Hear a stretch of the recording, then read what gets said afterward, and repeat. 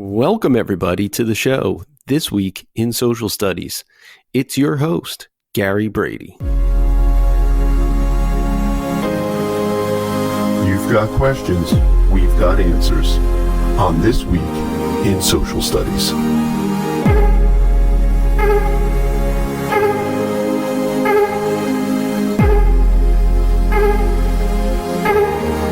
So, our little podcast is designed to bring you a weekly take on what is going on in social studies. Specifically, the show covers key United States history topics.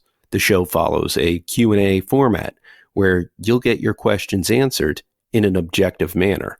And that's why they say, you've got questions, we've got answers. Want to get your questions featured on the show? Then your journey begins here. You can send Mr. Brady a video message on Teams in the Teams side chat, or you can fill out the form linked in the discussion to submit podcast Q&A questions. Please note that to have your questions featured on the show, you must submit them no later than 6 p.m. Eastern Standard Time on Thursdays. Okay, so I'm happy you're here for this first episode. One thing I'm really excited about is the huge number of amazing questions that I have received about this week's topic, the United States involvement in the First Great War. So I have some good news and some bad news related to this. Let's start with the bad news. There is no way in the 20 minutes that I have for this show that I could fit all the questions and answers into the pod. But here's the good news. I'm working on next week's episode already, and I'll fit in the questions I don't get to today into next week's episode. Now, here's the plan for this episode.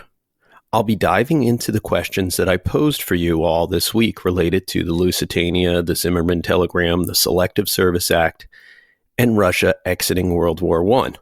Next, we'll wrap things up with an amazing Q&A. You don't want to miss this one. Let's get right to it. By now, we all know that when World War I started, the U.S. was not involved. Rather, the U.S. was an isolationist at the time. The only connection the U.S. had with the countries involved by 1914 was as a trade partner. So early on, the U.S. was trading with both sides. But as the war progressed, that changed. Over time, the U.S. began trading more exclusively with the Allied powers, Great Britain, France, and Russia. It became more and more obvious that if the U.S. was going to get involved, that it would be on the Allied side and not the Central Power side. President Wilson won his bid for re-election in 1916 on the promise that he was doing everything possible to keep the U.S. out of Europe's war. In the next year or so, everything would change. So that brings us to some big questions. Gary Brady, what was the Lusitania, and why did Germany sink the Lusitania? Well, Producer Peyton, thank you for that fine question. The Lusitania was a British passenger ship. It was an ocean liner, and it was built specifically for the transatlantic passenger trade, which was a major travel business because of all the immigration at the time. The Lusitania delivered passengers across the Atlantic to destinations like Ellis Island. The ship first launched in 1906.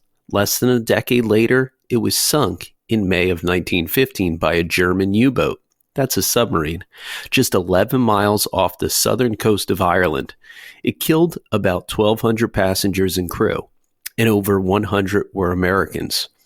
Although the Lusitania sinking was a major factor in building American support for the war, the U.S. did not declare war for nearly 2 more years. Repeated unrestricted sub-warfare attacks by the Germans against American shipping continued over those 2 years. The Germans sunk the Lusitania because of the blockade against them. The blockade limited resources that the Germans could ship into their country, making it increasingly difficult for them to support their war effort. This was the main reason they took to sinking passenger and merchant ships belonging to non-Central Power nations.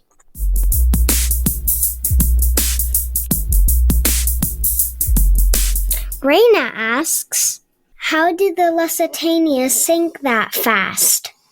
Was it not built well? Raina, I'll start with the second part of this question. The Lusitania was a British passenger ship, like a cruise ship, and the British were known around the world for having great ships. It was built exceptionally well for the time. So what made the ship sink so fast? German technology made it sink so fast. The combination of the German U-boat, an invisible enemy lurking beneath the surface of the water, undetected, and the large underwater torpedoes that these submarines were able to shoot was a lethal combination.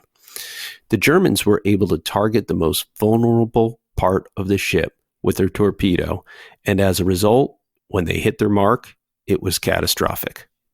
What did Germany offer Mexico in the Zimmermann telegram, and why would Mexico be interested in partnering with Germany for this? Germany was offering Mexico the lands that Mexico had lost to the United States in the Mexican-American War back in 1848. These lands included much of the Southwest, including Texas, Arizona, and New Mexico. The German plan would have been very effective had the telegram not been intercepted by the British, and had Mexico taken the bait and went to engage in conflict with the U.S. Why? Because the U.S. would have stayed focused on its fight at home with Mexico back in North America, rather than sending troops across the big pond to fight in Europe. Connor asks, why did Britain blockade Germany? Connor, Britain and its allies blockaded Germany because they could. Now, here's the two reasons why they could. First, Britain had a long history of having a superior navy. One of the reasons they governed roughly 60 colonies around the world was because they had superior ships and seamen. Using this strength, their navy was something they could do to gain an advantage, but the war was a land war, fought in trenches.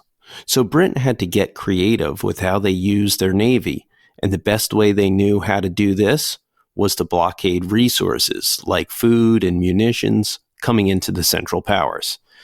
To do this, they used their fleet to patrol the seas around Europe, cutting the Central Powers off from critical supplies.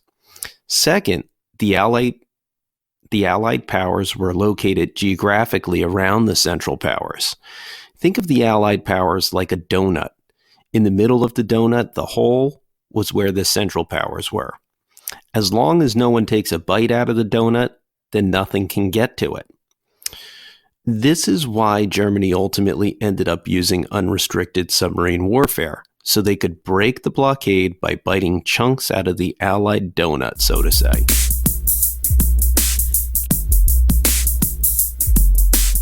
How many U.S. troops were drafted by the Selective Service Act, and why do you believe the U.S. needed so many troops to fight in the war? Immediately following the Zimmermann telegram in the spring of 1917, the U.S. declared war on Germany. At the time, the U.S. had only 200,000 troops. Over the next year, under President Wilson's Selective Service Act, the U.S. drafted 3 million men. Around 750,000 Americans had volunteered, too, for a total of 4 million Americans serving in the war. The reason so much manpower was necessary? Well, it all came down to the style of warfare. That was the result of this being the first truly modern war with incredible technology, things like airplanes. And as a result, you had trench warfare.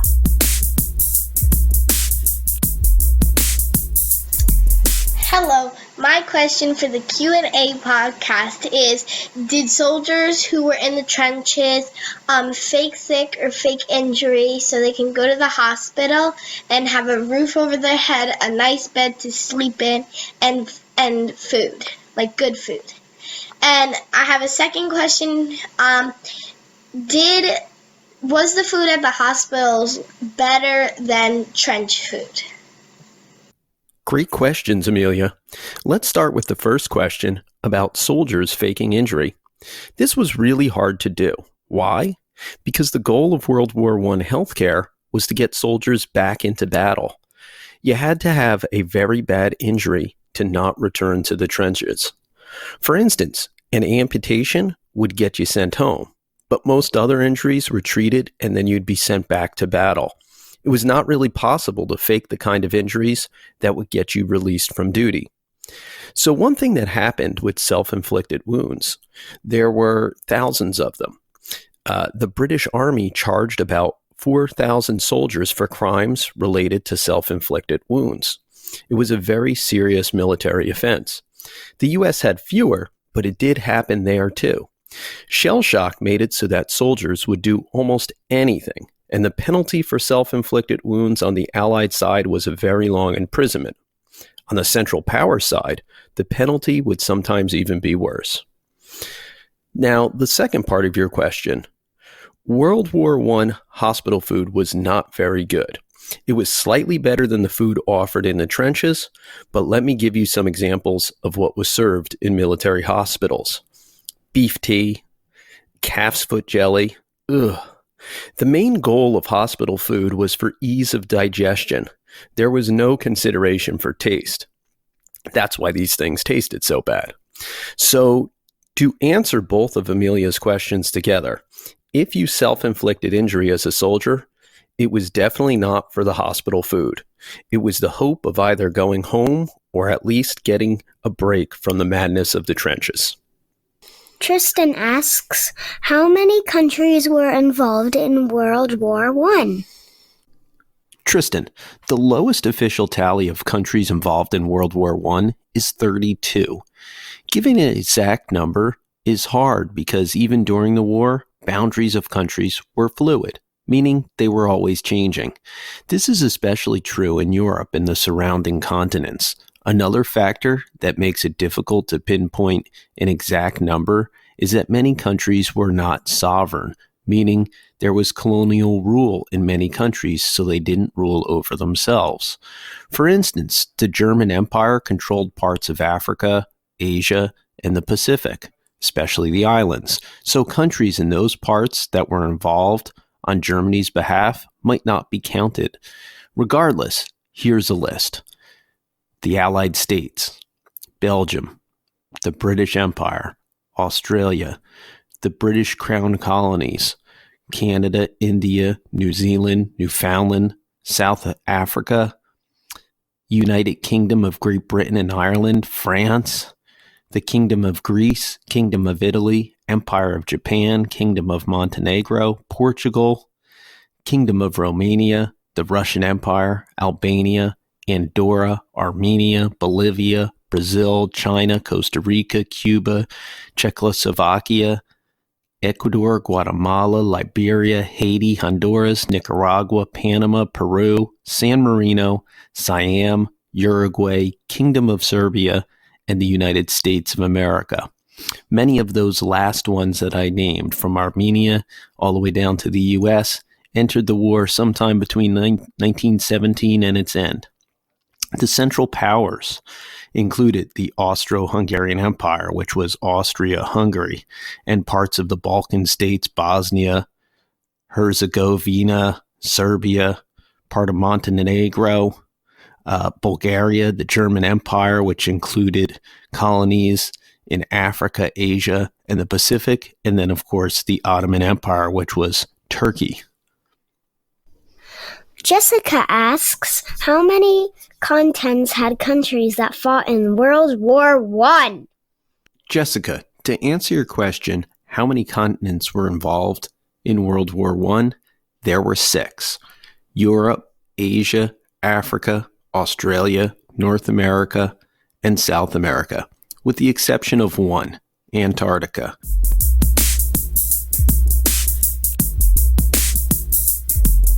Tanishka asks, why did Russia leave World War I? Tanishka, there were a number of reasons that Russia left the war, but there were 4 in particular that really made it so that they had to leave it. Number 1, they were in some serious financial troubles with a huge national war debt. Basically, they could no longer fund the war. Number 2, the Tsar, Nicholas. He had left the country behind as he believed he was supposed to be in the front line of battle. His wife, Alexandra, who he left behind, was running things.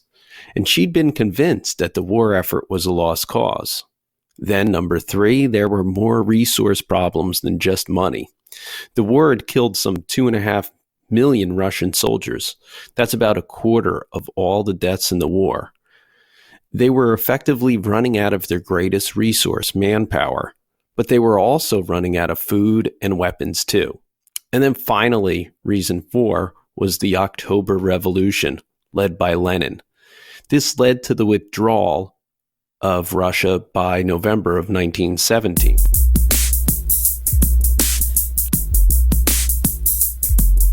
Producer Peyton, how much time do we have left?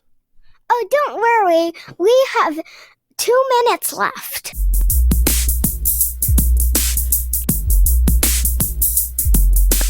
Donna asks, why did Lenin execute the royals?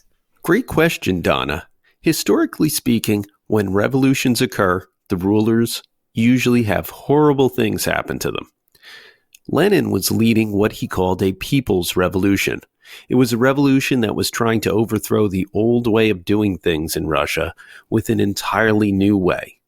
In Lenin's mind, there was no place for the Romanovs in this new government.